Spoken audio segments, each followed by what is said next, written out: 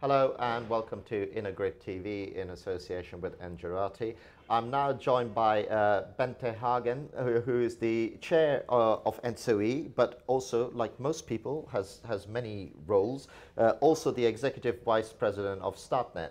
And just to start us off, I mean, and I have been asking this question, and it's relevant. I'm sure you've got 1,000,001 things that you could be doing.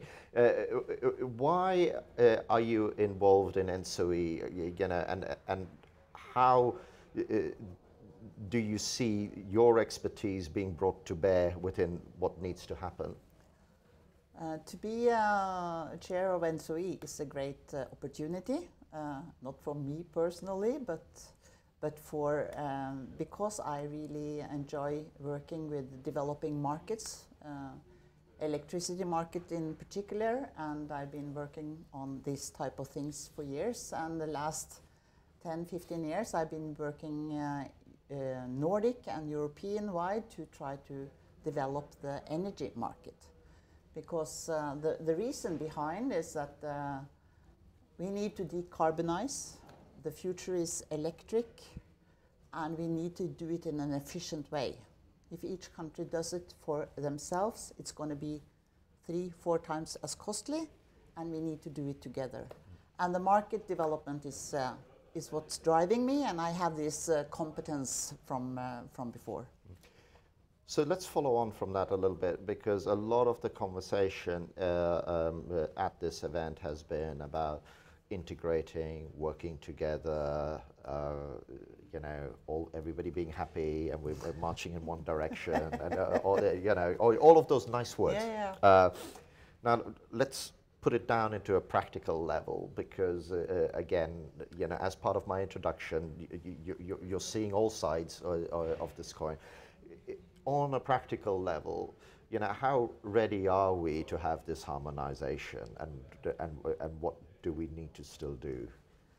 The biggest challenge I see is the governance model we have, because I think we have all the market solutions. We know how to develop markets. We know that we want carbon reductions. We know that ETS needs to have a better price. We know how to build grids. And we know also a lot about smart solutions, retail markets, how to organize everything. And most of the technology that we need are there. I'm sure it's going to be better and nicer in the future, but we have it. The big challenge is about governance. How can we cooperate together in Europe so we are able to implement? And on a wholesale level, we have created a day-ahead market on electricity that covers 80% of Europe. It took 17 years, but now we have everything in one auction each day at 12 o'clock, gate closure at 1 o'clock. Everybody sees what the wholesale price is in whole Europe. And sometimes you also have the same price at the Barents Sea as on the Iberian Peninsula, because we have done it. But that's on the wholesale level. And then we need also the retail market to function. We need a signal to the customers, the price signals to the customers, so they can be part of the market in the future. And then people say to me, well, it doesn't work, it's no money in this, so why should the customer behave like this and that? But I say we need to prepare for the future. It will be volatile prices, and if you get the right price to the customer, he will react, and you can have the flexibility in the system you need for the future. So coming back to the governance, how are we able to create also, and this is InnoGrid about, how can we create the governance and the cooperation that makes sure that we have the retail customers in the center, and make sure they get the price signals. And so to make that happen, I mean, okay, the last market took 17 years to build. you know, do you see a desire to move a bit faster and accelerate a little bit more? Because I agree with you, by the way. I mean, and it's not just about the clean energy package. No. I mean, until we put the customer at the center of this market, Yeah. not much will change, because No. they are the ones who will drive change. So just going back to the question, how quickly can this be done? I think if we get volatile prices and the benefit of changing would be stronger, and we get the signals to them, it will be relatively quick, because the consumers will change.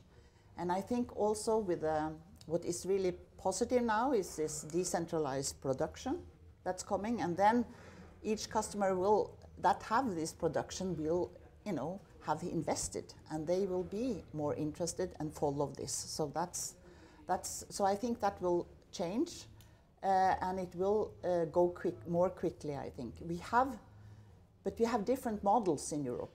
I think 70% of all the retail customers are on flat prices, and they are sort of not. They don't have the signals. But there's also no motivation to change. I mean, if I bring it down to a couple of very personal conversations, I remember having a conversation with someone in Austria who's like going, listen, our average. I mean, okay. Again, but it shows you the uniqueness of what we're dealing with. Austria was average electricity household bill per annum about 250 euros, right? And they're like, well, switch to what? Can't get much lower than that, right? And then you've got the UK situation where we've got 1,000,001 retailers, but actually trying to switch is like a complete nightmare. That's not good. And that's not good. So, what needs to happen to engage the consumers? Because we've been talking about it for well over 5 years. This pilot project that we have in the Nordic with the retail customers linked to the wholesale customers, and the price for the retail, 60% of all the customers have a product, and they ask for the product that they are linked to the wholesale price with a small margin. Then the competition is huge and the margin is tough. And then when we install now smart meters in all houses in the Nordic, and also collect all this data in this L-Hub, which then are the center for helping switching, settlement, all these things, and making sure that the bills are correct. This will be a very efficient setup for the retail market, and we are preparing for volatile prices and the customers to come. But then you have also other countries that don't want other than a flat price, and then they are setting up systems with aggregators coming in and trying to find the margin, even though it's a flat price, and giving the customer the benefit anyway. I don't know. I'm not going to say what's the most efficient one, but at least it's a market-driven solution. It's market-driven solution for the time being.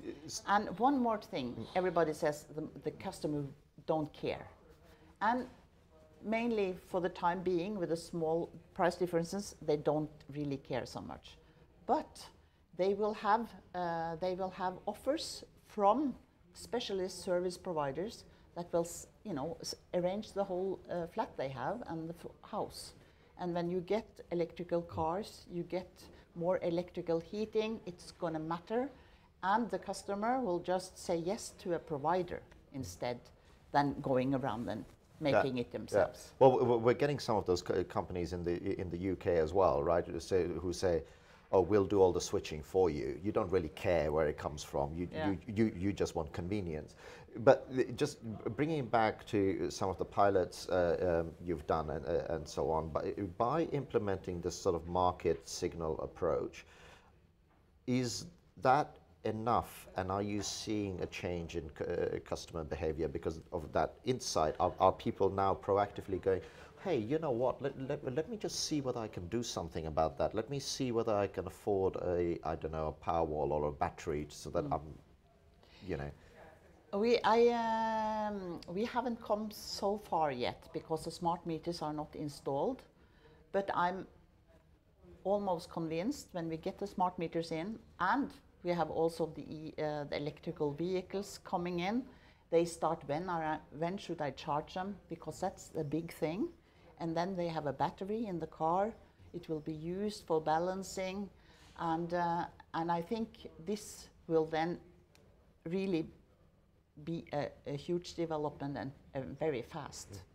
And if we bring it back to why we're here and what we're doing, and you're chair of ENTSO-E, tell us a little bit about what you think an organization like ENTSO-E can actually do to make that happen, because it's one of those things, like an association can be a great talking shop and there is no output, but you've got a very different vision for that with ENTSO-E. We have 3 main features. We build stronger grids because we need to, you know, have a lot of interconnectors to bring the renewables from one place to another. So stronger grids is important. Then we develop better markets, or market features, finer time resolutions from 1 hour to 15 minutes, maybe 5 minutes markets, and then also these smart solutions. And what ENTSO-E has done is we have now been developing 8 network codes for Commission, for ACER, for Europe, and they are now ready. It's 850 pages, and it's a lot of work, but it's good for Europe. Now we are pushing for some missing regulations, not thousands of pages, but some missing regulations, and we find it back in the winter package, on the clean energy package, on retail, wholesale, integration, DSO, TSOs, new roles, how to do it, dynamic pricing, all these things have we pushed for in the winter package, and it's there. So this is good, and what I will say later today is that we cannot have a harmonized European regulatory framework for retail markets. We need high-level principles, maybe 20, 30 pages, with very important principles. And then we have to do it nationally and regionally, because it's going to be, it's really detailed system you put in place, and it's more about national and regional solutions than total harmonization of the retail market. I don't think that will take 20 years. Yeah, and we don't have time. Yeah, yeah. So the important thing is the principles, and we need, Well, it's one of those things where actually, if you want a market to work, you almost need less interference and regulation. Yeah. You know, and I made that point when I was in the panel. Don't ask me why I read it, but if you read Adam Smith's Wealth of Nations, you know, he clearly, and he's the founder of you know, market economics.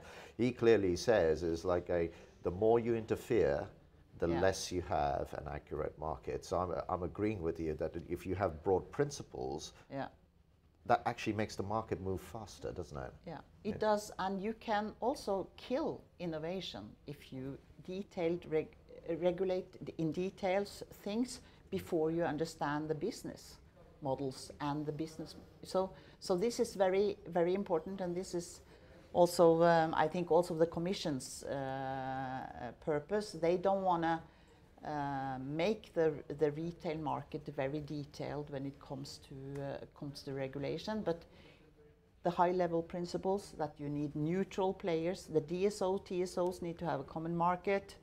They need to be neutral. They should not be in the commercial end of the story. They should be open and transparent to the commercial parties. You should have dynamic pricing. You know, all these things that are necessary are now in the winter package. So on a more holistic level, do you see the DSOs in particular acting more like a platform, a little bit like, so for example, the DSO in California is not for profit. Yeah. You know, it just acts as a platform, and then you have retail over the top, which allows the DSO to continue to invest and make sure that, you know, the network is ready. Yeah. But you know, the pricing and the market happens at the retail level. I mean, where's the future for the DSO in terms of? I feel that we have 2,700 DSOs in Europe. It's many, and in Norway we have 120. It will be fewer, and with the more advanced systems and innovation, it will be fewer. But I must say that you have a regulated area where it's DSOs and TSOs are regulated. Facilitators are checked by the regulators that they do it in an efficient way, and then let all the flowers flower. Or I think this is a better combination, because I don't think the DSOs should both sell and buy. You know, they should buy flexibility, but they shouldn't also sell it. Well, it's not a market if you're doing both things, right? Well, but if you are a monopoly, you should do your thing, and then the commercial things should be there and do the services. Yeah. Perfect. And on that note, we will leave it, because I'm getting all sorts of signals of my own. We've come to the end of our time. Thank you very much for watching InnoGrid TV in association with Engerati. Thanks for tuning in.